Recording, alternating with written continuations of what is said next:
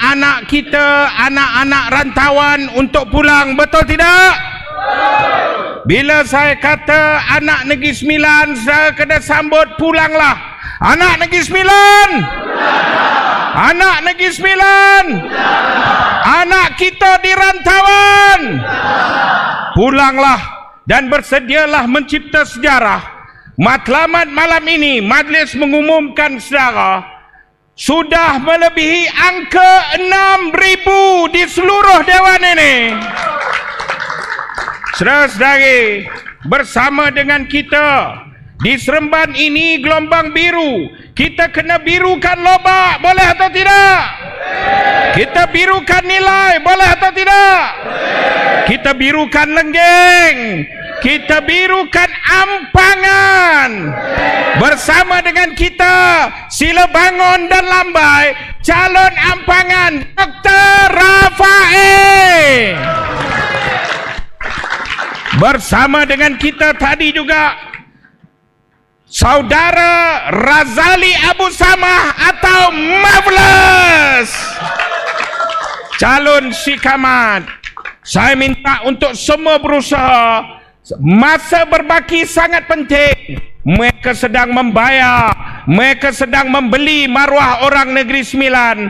Cabaran kita SPR, dia beli, dia suruh ambil gambar, hantar balik pada dia. Rakyat Negeri Sembilan tuntut kejantanan SPR. Haramkan telefon dalam pusat mengundi, boleh atau tidak? Boleh atau tidak? SPR kena letak bakul, handphone kena letak di luar, supaya gambar-gambar jual beli maruah rakyat Negeri Sembilan tidak boleh dihantar. Boleh? Saudara, sekiranya saya memberi laluan seorang lelaki yang terkandung, tidak pegang jawatan tinggi, bukan menteri, dalam Perikatan Nasional pun tak ada jawatan eksklusif, saudara, tidak ada. Tetapi dia dalam senarai 500 pemimpin Muslim berpengaruh di dunia. Saya dengan rendah diri mempersilakan Tan Sri, Datuk Sri, Tuan Guru Haji Abdul Hadi Awang. Takbir.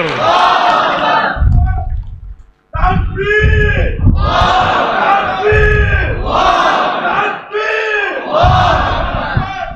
Assalamualaikum warahmatullahi wabarakatuh dan selamat sejahtera.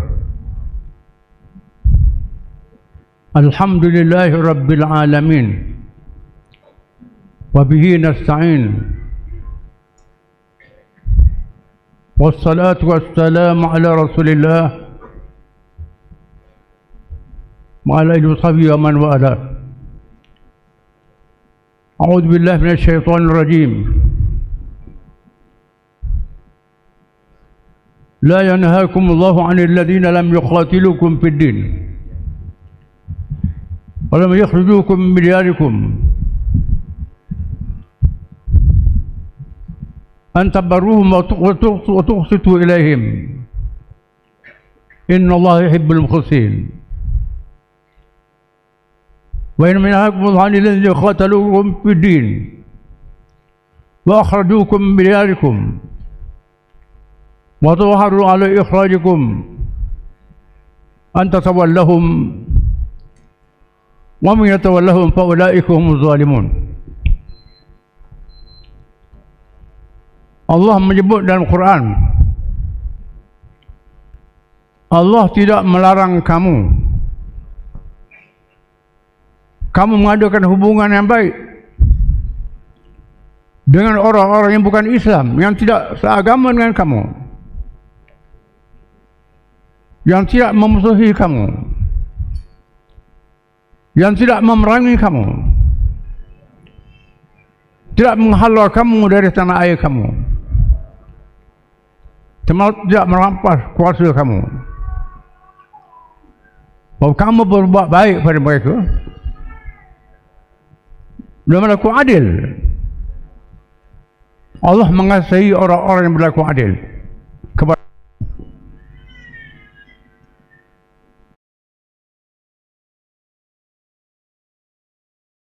Allah melarang kamu berbuat baik dengan orang-orang yang bermusuh dengan kamu, yang menghalau kamu dari tanah air kamu, menunjukkan tanda-tanda untuk menghalau kamu, merampas kuasa kamu. Kamu berwalikan, berpemimpinkan mereka. Barang siapa yang melakukan demikian, mereka adalah orang-orang yang zalim. Yang dihormati pengacara milik Cikgu Bat,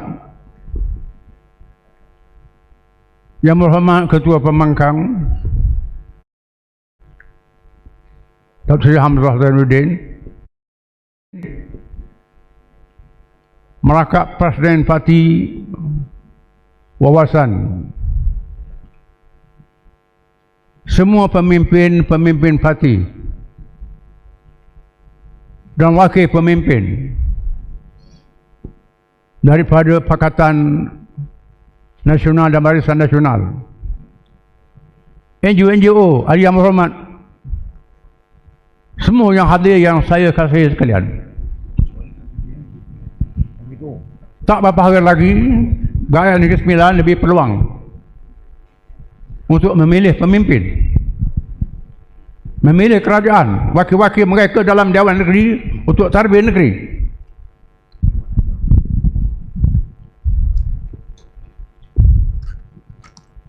Satu amalan dinamakan politik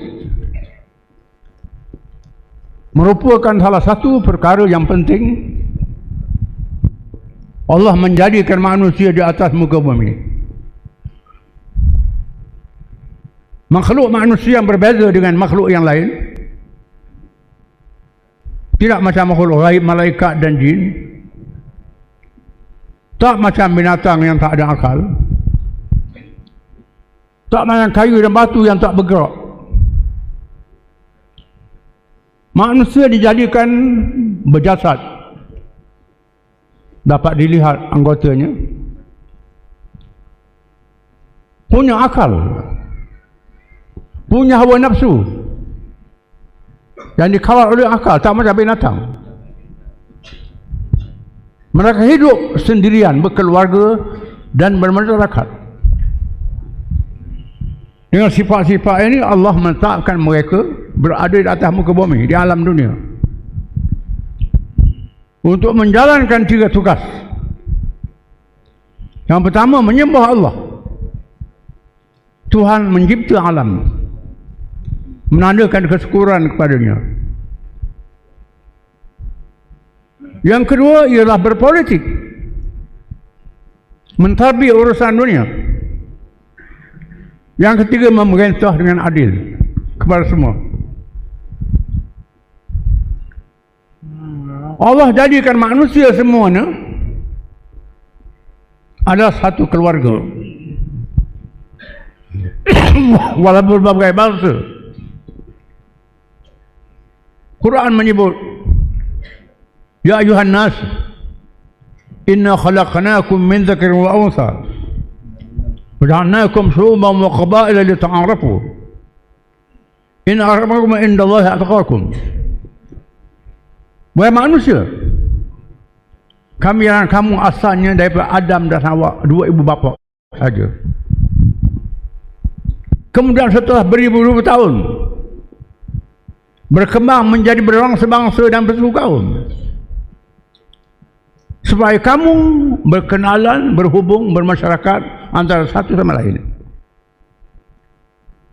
Yang paling mulia ialah yang paling taat kepada Allah, yang bertakwa. Manusia yang tugaskan untuk mentadbir bumi ini, walaupun mereka berbangsa-bangsa, bersuku kaum, hidup di tempat bumi yang berbeza, mereka adalah satu keluarga yang besar. Mereka tak mungkin memakmurkan bumi dengan satu bangsa saja, satu kaum saja, satu negeri saja, satu daerah saja. Tak mungkin hidup seorang diri. mesti bermasyarakat. Allah jadikan contohnya manusia memerlukan pakaian. Pakaian daripada benang. Benang daripada kapas. Kapas ditanam. Tanam ada cangkuk, jentera daripada besi. Tak mungkin seorang diri yang mahu sehelai kain, dia yang lombong biji, dia yang tanam kapas, dia seorang yang pital benang, dia seorang buat kain. Tak mungkin. Begitu makanan-makanan dia makan, mesti campur. Maka Allah taburkan manusia di tempat masing-masing di alam dunia ini. Berbagai bangsa, berbagai kebolehan dengan hasil-hasil yang berbeza. Ada negeri pertanian, macam-macam jenis pertanian. Ada negeri galian, macam-macam galian. Ada negeri industri, mana-mana industri. Dan semua bahan ini mesti dikumpulkan, diadunkan, diolahkan secara ilmu dan bertamadun. Maka berlakulah manusia hidup bermasyarakat madani. Madani maknanya tamadun, yang dia tabi'i manusia. Bukan Malaysia saja madani. Semua manusia adalah madani. Allah utuskan para Rasul, mula Adam, akhir Muhammad SAW, untuk seluruh manusia. Muhammad diutuskan di akhir zaman, ketika manusia berada dalam kemunculan ilmu, pengetahuan dan kemajuan. Dunia yang luas tak perlu masa yang panjang untuk pergi ke sana kemari dapat maklumat. Maka cukup seorang Rasul saja. Dia beri mukjizat ilmu Al-Quranul Karim. Allah menugaskan Nabi mengajar manusia beribadat dan mengajar berpolitik, menegakkan negara masyarakat majmuk. Bukan sahaja orang Arab, dimulakan orang Arab, kemudian negara besar. Sehingga Islam memerintah wilayah yang paling besar dalam sejarah manusia. Di timurnya Nusantara, alam Melayu, di baratnya pantai barat Afrika, di utaranya Asia Tengah, Spanyol, dan selatan dan tengah Afrika. Paling luas, boleh memerintah masyarakat majmuk dengan baik. Dan Allah jadikan hasil-hasil bumi banyak di wilayah-wilayah tempat orang Islam. Minyak tempat orang Islam, tanian tempat orang Islam, industri asal orang Islam, untuk memimpin manusia dengan berjaya selama 1300 tahun. 1300 tahun Islam jadi kuasa besar dunia. Dan Allah jadikan kehidupan manusia di atas muka bumi satu ujian. Sama ada mereka ikut perintah Allah atau mereka lawan perintah Allah. Ada manusia yang ikut hawa nafsu, tak guna akal. Ada ilmu, tak guna akal, nafsu, tamak. Maka timbullah penjajahan, penaklukan, perhambaan sesama manusia. Dan negeri Islam menjadi sasaran. Semua negeri lemah jadi sasaran. Dia dijajah oleh negara-negara barat. Dijajah negara barat, oleh negara barat, termasuk tanah Melayu kita, dijajah. Oleh kerana kekuatan umat dalam mentadbir, mengurus daripada kewajipan politik, penjajah mengambil langkah untuk melemahkan orang Islam dari segi kepahaman politik. Maka orang Islam berpendapat politik ini kotor, politik ini najis, politik ini menipu. Politik ini kewajipan yang Allah Ta'ala letakkan.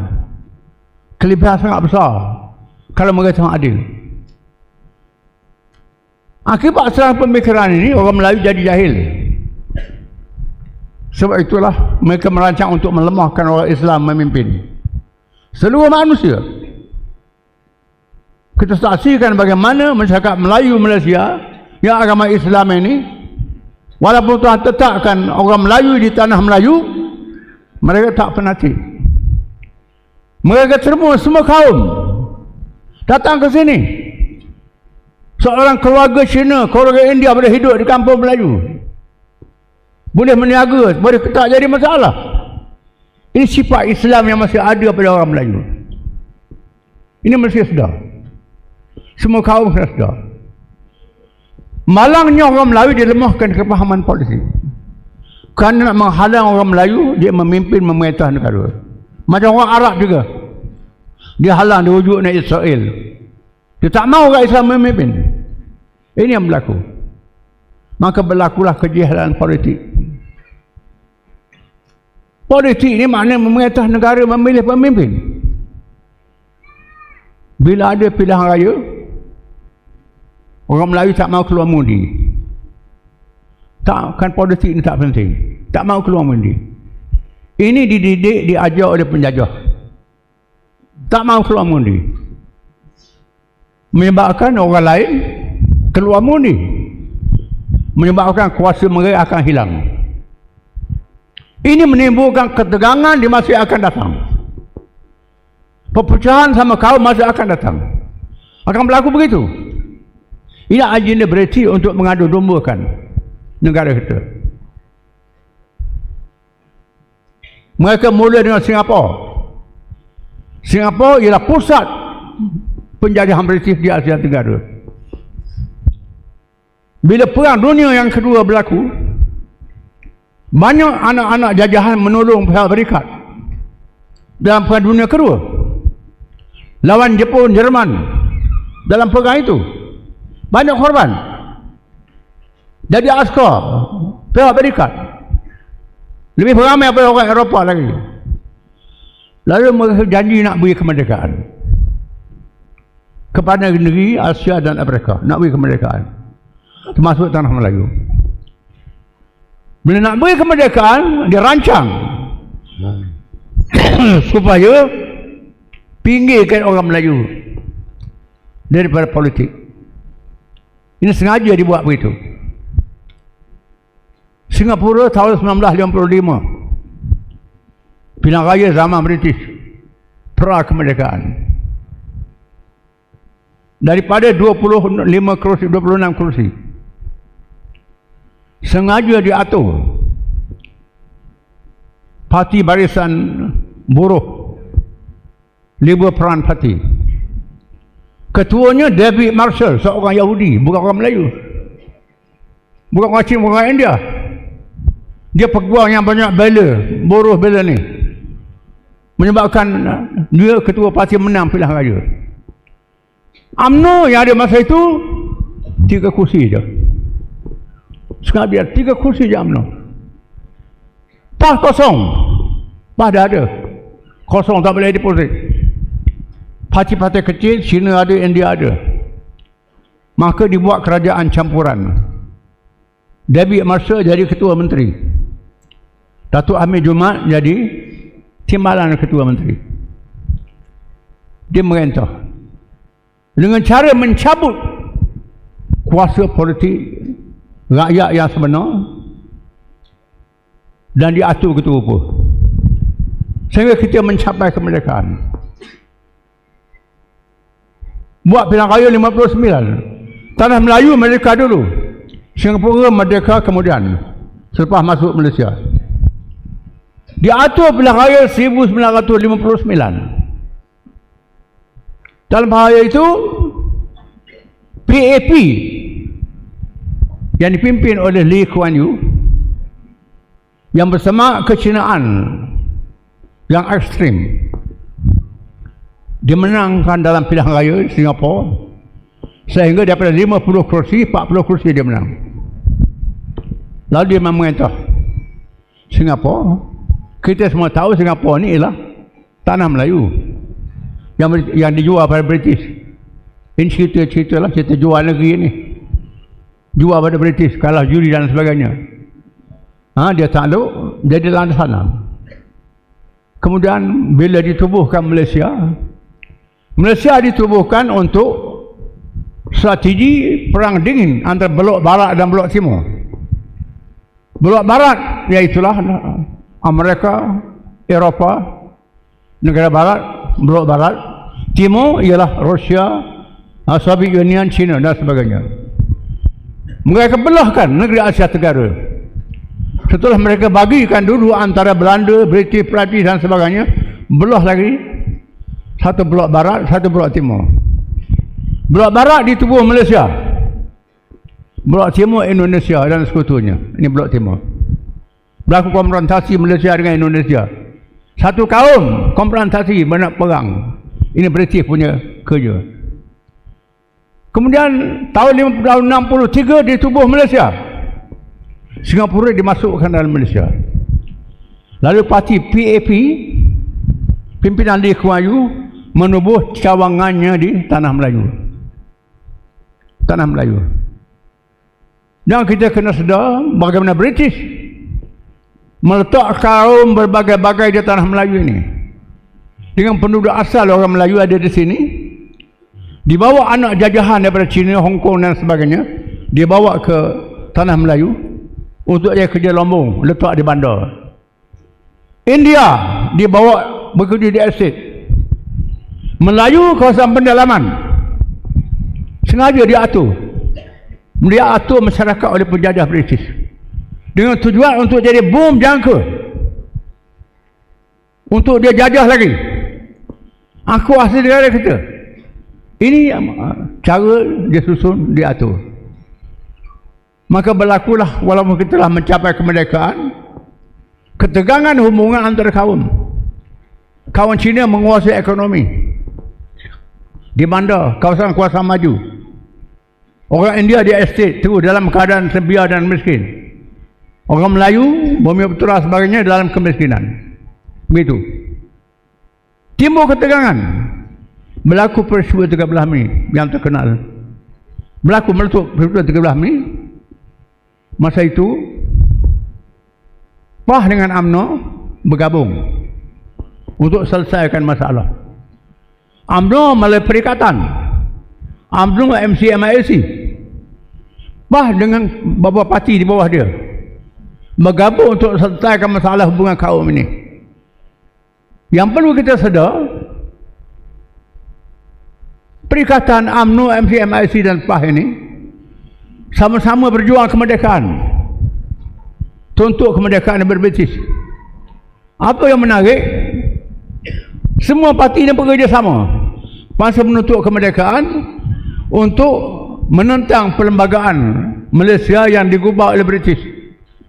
Perlembagaan yang British gubah melalui Suruhanjaya Red tak ada dalamnya agama Islam, tak ada dalamnya agama Melayu, agama bahasa Melayu. Tak ada dalamnya hak raja-raja Melayu. Tak ada, bersama. Lalu dalam PAS 55 PAS ada satu kursi pembangkang. Perikatan 51 kursi. Memuatah nama majlis besar masa itu duduk dalam parlimen, tubuh kerajaan demokrasi, PAS satu yang pembangkang. Namun kita bersetuju bekerjasama untuk hantar memorandum kepada British supaya dipindah perlembagaan yang diubah itu. Yang pertama, meletakkan Islam adalah agama negara kerana Tanah Melayu ini hak orang Melayu. Yang kedua, kebebasan beragama kepada penganut-penganut berbagai kaum kerana menghormati masyarakat majmuk. Ini hak Bumi Putra. Kerana Bumi Putra paling besar miskin, tetapi hak miskin untuk semua. Oleh kerana hak Bumi Putra paling besar, disebutlah hak isi Bumi Putra. Tapi yang miskin tak akan siapa, sama saja. Ini perkataan yang kita ambil. Oleh kerana kerajaan ditubuh secara demokrasi dan British adalah negara demokrasi, dia hormat. Maka tegaklah perlembagaan ini. Bila sampai pelaksanaan, masyarakat masih berpecah. Bila tubuh Malaysia tahun 63, DAP tubuh cawangan di sini, tubuh cawangan di Semenanjung, dan DAP mengadakan kegiatan-kegiatan tanah Melayu ke arah melaksanakan politik ala British, polisi ala British, untuk mengapa kekuasaan daripada orang Melayu dan menimbulkan ketegangan. Ini taktik dia dibuat oleh kerana orang Melayu. Lepas 13 Mei kita slide, lepas 13 Mei, lepas kita bergabung, kita pecah balik, sehinggalah berlaku suasana politik yang mutakhir yang sangat membahayakan. Apabila DAP bergabung, DAP ini parti yang ditubuhkan selepas merdeka, bukan berjuang kemerdekaan. Bergabung parti-parti yang ditubuhkan daripada orang Melayu yang Islam liberal, Islam progresif, kalangan liberal, kalangan sekular, macam-macam jenis, gabung dengan DAP untuk mengambil alih kuasa pemerintahan. Oleh kerana kita kena sebut Barisan Nasional di Merintah Lama ada kelemahan-kelemahan dia menyebabkan jatuh Barisan Nasional dan tebuhnya kerajaan Pakatan Harapan, dinamakan kerajaan perpaduan, tetapi tak ada perpaduan. Kita lihat apa yang ada ialah masalah-masalah yang lebih besar daripada zaman Barisan Nasional. Masalah lebih lebat perkara. Memang dirancam begitu, dan kita melihat, dan perkara yang terakhir, keadaan sangat membahayakan. Barisan Nasional jatuh, Walaupun PAS berjaya memerintah Terengganu, Kelantan, Kedah dan Perlis. Berjaya memerintah. Kemudian Pakatan Harapan berjaya memerintah Selangor, Negeri Sembilan. Barisan Nasional Johor saja. Melaka Barisan Nasional, Pulau Pinang DAP. Suasana politik yang menegangkan hubungan antara kaum. Ini berlaku. Kita fikir perlu ada penyelesaian. Selamatkan keadaan di mana orang Melayu mesti bersatu, mesti ambil alih kuasa untuk pemerintahan yang adil masyarakat majmuk semua kaum yang diajar oleh Islam. Dengan sebab itu orang bukan Islam jangan khawatir masalah ini. Islam membenarkan kita sayang pada kaum, tapi Islam mengharamkan kita fanatik perkauman. Fanatik perkauman diharamkan oleh Islam. Zalim, tak boleh. Sayang pada kaum tak ada salah. Fanatik salah. Fanatik ini kita menzalimi kaum lain. Ini diharamkan oleh Islam. Ini jaminan yang diberi oleh Islam. Oleh kerana Islam ni agama dan politik tidak berpisah. Adapun agama lain, ideologi lain berpisah agama politik. Tak ada dosa pahala. Sebab itu orang Islam bila berpolitik ada perhitungan dosa pahala. Bukan hukum dunia, hukum sebab mati. Dia tak seberani kaum yang lain. Mesti selesaikan masalah. Bila dia buat pilihan raya berasingan, dimulakan dengan Johor, kita mengambil langkah mesti menyatukan umat. Setubuh Perikatan Nasional, kemudian Muafakat Nasional. Pada awalnya kami ajak UMNO, Barisan Nasional, kami ajak bersatu yang pecahan daripada UMNO, bergabung tiga-tiga. Malangnya tak dapat persetujuan semua pihak, gagal. UMNO tak setuju ke bersatu tak setuju ke UMNO, pecah. Walaupun kita dengan PAS dengan UMNO ni kelahi lama, tapi kita lupa itu semua. Tapi UMNO yang bersatu ni dia baru kelahi. Orang Melayu ni kalau dia kelahi payah nak baik. Ini perangai orang Melayu. Ini kelemahan yang ada pada orang Melayu, itu berlaku. Sangat suka. Bila berlaku perkara di Johor, kita melihat keadaan yang sangat berbahaya. Walaupun Johor mendapat majoriti besar pada UMNO, 40 kursi daripada 56 kursi.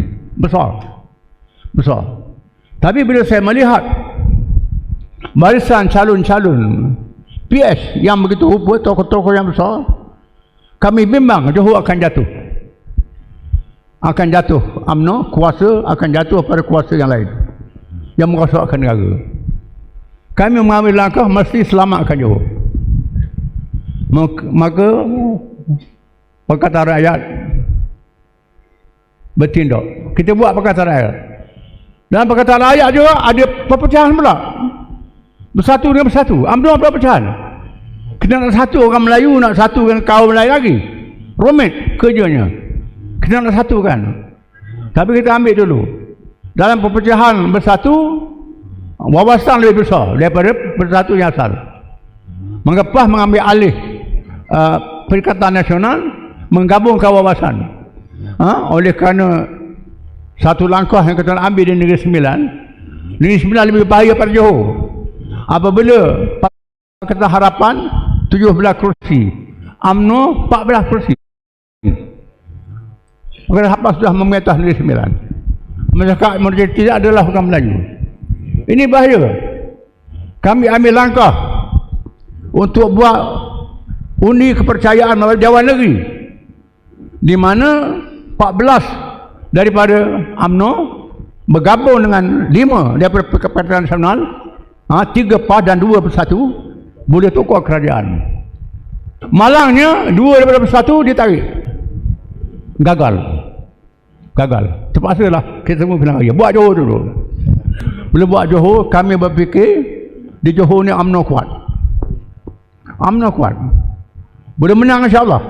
Tapi bimbang. Takut UMNO kalah di Johor. Lalu kami mengambil strategi biar UMNO ada dalam barisan depan. Kita sebagai pasukan sampingan untuk menampung kekurangan daripada barisan nasional. Langkah yang kita ambil. Sambil pendekatan strategi bola sepak. Kebetulan kita menghadapi musim bola sepak dunia. Bola sepak dunia. Mesir lawan Argentina. Israel sokong Argentina. Banyak negara sokong Mesir. Pengadil berat sebelah. Ini yang berlaku. Dia nak menangkan Israel. Pengadil berat sebelah. Pilihan raya ni sama juga. Pengadilnya kerajaan pusat. Pengadil berat sebelah. Macam mana nak buat di Johor ni? Kami fikir UMNO duduk barisan depan, kami duduk barisan dekat gawang gol je, barisan pertahanan. Maka strategi yang kita ambil, bila kita kerah rakyat orang Melayu undi barisan nasional, orang Perikatan Nasional undi barisan nasional, orang Melayu undi MCA undi Melayu, kita pilih bukan Islam yang tak ekstrim, undi gerakan yang tak ekstrim, tolak yang ekstrim. Langkah ini berjaya sehingga barisan nasional menang besar di Johor.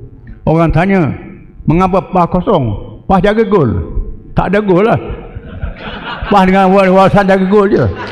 Kami tak ada depan. Tak ada gol lah. Itu hanya. Ada pun Negeri Sembilan lain. Kerana kita ada 5 kursi.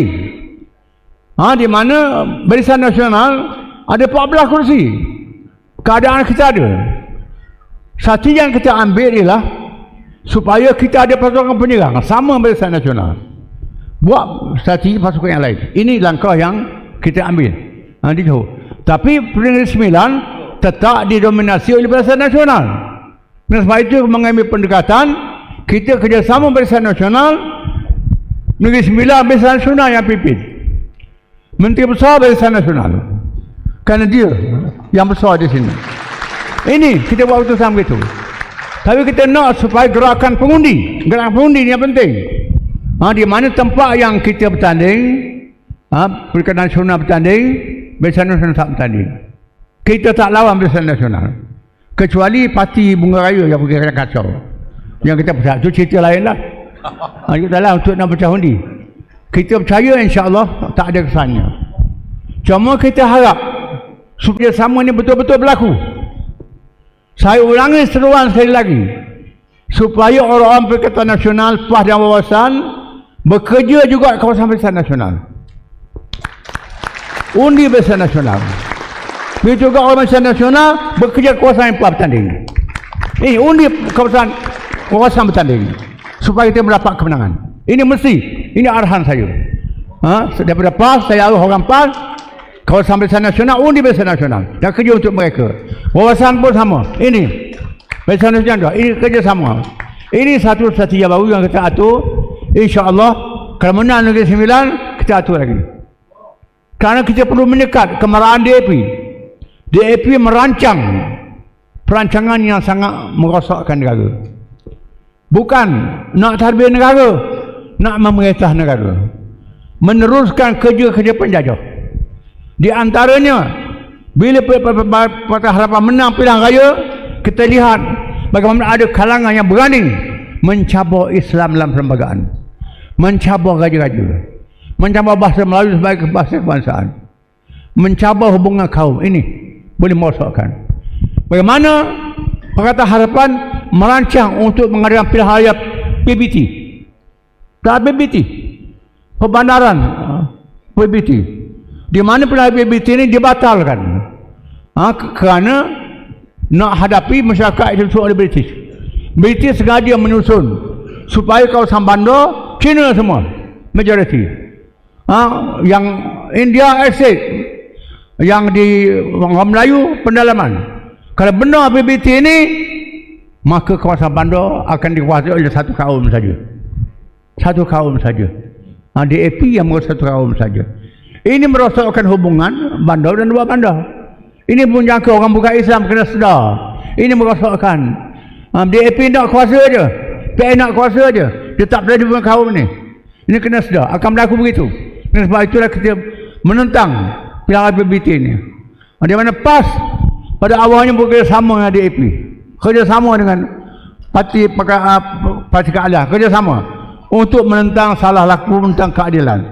Bila DAP dan Parti Rakyat membenar mengulang balik pilihan raya di tempat ini, PAS tak ada, tak ada kerjasama. PAS tak terlibat. Termasuklah konsep adil untuk semua, dah tak betul lah. Ini berlaku. Kita lihat apalagi kelemahan-kelemahan kerajaan Parti Harapan yang janji besar-besar dalam pilihan raya, janji yang mustahil digunakan. Nak turun harga minyak dalam masa 24 jam. Hari dia menang, harga minyak turun. Macam-macam. Nak ambil kerja, nak selesai masalah pelajar-pelajar universiti dalam masa 24 jam. Banyak janji-janji dia. Akibat janji itulah sokongan kepada mereka meleset. Khususnya pengundi-pengundi muda, tak sokong mereka. Cuma pengundi muda ni dalam kebingungan nak sokong mana, sokong Barisan Nasional ke sokong PS, jadi tak menentu. Oleh kerana kita sedang menyaksikan apa yang buat daripada Pakatan Harapan ini dan pakatan baru yang kita tubuh ini, Barisan Nasional, Pakatan Nasional, satu pakatan baru, satu pendekatan untuk menyelesaikan masalah dan mengambil langkah mengkaji semula kesilapan yang lalu. Nak betul balik. Dengan sebab itu kita mengharapkan pengundi-pengundi muda memberi sokongan kepada gabungan ini. Kami harap. Kerana perjuangan kita ini bukan untuk hari ini sahaja, untuk masa depan. Untuk negara akan datang. Generasi muda semua. Generasi muda Melayu, Cina, India dan sebagainya.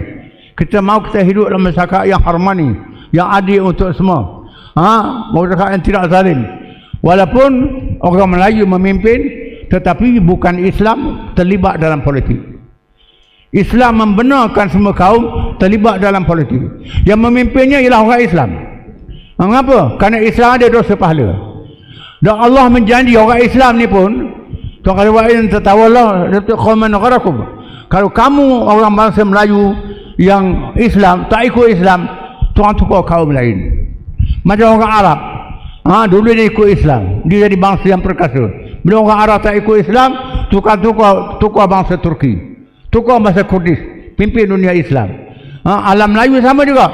Bila orang Melayu leka, Tuhan dijajahkan, tukar kaum lain. Akhirnya orang Melayu masih lagi sayang pada Islam. Dan sebab itu tak jadi masalah UMNO dengan PAS. UMNO dengan PAS ni walaupun dilihat pada zahirnya berbeza, PAS parti Islam, UMNO parti Melayu. Dalam istilah orang kita, Melayu tu Islam, Islam tu Melayu. Sehingga kalau ada orang bukan Islam masuk Islam, dia kata masuk Melayu. Kata orang Melayu keluar Islam, tak Melayu lagi. Ini istilah orang Melayu di sini. Tak ada masalah. Ini bukan istilah perkauman. Tak perkauman. Tak perkauman. Kerana Islam mengharamkan kita perkauman. Pernah dia haramkan. Dan orang bukan Islam dapat saksikan sendiri. Saya sebut bagaimana kita menguasai Kelantan, Terengganu, Kedah dan Perlis. Orang bukan Islam tak ada pelit, tak ada zalimi, tak ada nyanyi, hidup dalam keadaan aman. Ini berlaku. Kelantan 30 tahun kita mereka. Tak jadi masalah. Patut jadi pengajaran. Jadi masalah. Dan kita kena sedar bagaimana dalam sejarah Cina, saya pernah baca sejarah Cina. Dinasti Ming pernah melantik orang Islam jadi menteri-menteri, jadi gubernur-gubernur, jadi pemimpin kerajaan dinasti Ming. Kenapa? Kerana orang Islam ni percaya pada dosa dan pahala. Tak ada penyerangan, tak ada zalim. Sebab itu Raja dinasti Ming ni ada yang melantik orang Islam jadi menteri-menteri apa tinggi kerajaan. Ini berlaku. Dan sebab itulah di negeri China ada 100 juta lebih orang Islam hari ini. Walaupun peratusnya kecil, saya masih ada sampai sekarang. Ini kesan daripada tamadun Islam yang kita kena sedar. Dan sebab itu yang risau. Selain memimpin, maka ini untuk menyelamatkan negara, untuk penyelesaian yang sebenarnya. Oleh kerana itu kita harap jadikan Perdana Negeri Sembilan ini satu landasan untuk perubahan seluruh negara. Landasan untuk semua. Kerjasama yang lebih fleksibel, yang kerjasama yang lebih ke depan, insya-Allah akan jadi contoh pada negeri-negeri lain. Negeri Sembilan jadi contoh negeri lain, insya-Allah. Dan beri menang dulu. Sebab itu undi kami pada hari Jumaat ini. InsyaAllah kita akan buktikan dengan tindakan dan amalan yang berjaya, insyaAllah. Saya rasa itulah pertahanan saya. Semoga Allah Ta'ala beri petunjuk kepada kita semua untuk memilih kerajaan. Wassalamualaikum warahmatullahi wabarakatuh. Waalaikumsalam warahmatullahi wabarakatuh. Saya minta